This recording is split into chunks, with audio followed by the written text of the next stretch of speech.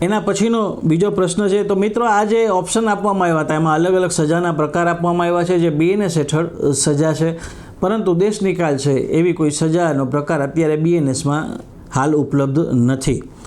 એના પછીનો બીજો પ્રશ્ન છે, BNS હેઠળ ખાનગી બચાવ રાઇટ ઓફ પ્રાઇવેટ ડિફેન્સના અધિકારનો ઉપયોગ ક્યારે કરી શકાય? એમાં ઓપ્શન A માત્ર પોતાની સુરક્ષા માટે, ઓપ્શન B પોતાની અને અન્યની સુરક્ષા માટે, ઓપ્શન C માત્ર પોલીસની ગેરહાજરીમાં, ઓપ્શન D ઉપરના તમામ. તો મિત્રો આ જે બીજો પ્રશ્ન છે એનો સાચો જવાબ છે ઓપ્શન B પોતાની અને અન્યની સુરક્ષા માટે શરીર અને મિલકત બંનેના રક્ષણ માટે ખાનગી બચાવનો અધિકાર મળે છે. મિત્રો સેલ્ફ ડિફેન્સની ચર્ચા કાયદામાં ખૂબ જ ઘણી વખત થાય છે. તો એનો અધિકાર છે એ ક્યારે પ્રાપ્ત થાય છે?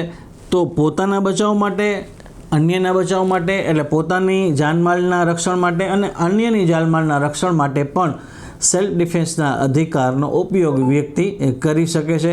એટલે પોતાના બચાવમાં અથવા તો અન્ય કોઈના બચાવમાં જો કોઈ વ્યક્તિ કોઈને ઈજા પહોંચાડે, હાનિ પહોંચાડે, ઇવન એનું મૃત્યુ નિપજાવે, પરંતુ જો એ સેલ્ફ ડિફેન્સમાં હોય અથવા તો અન્ય કોઈની રક્ષા માટે એ કરવામાં આવ્યું હોય તો એ સેલ્ફ ડિફેન્સ માનવામાં આવે છે. એમાં એ વ્યક્તિને પછી સજા થતી નથી.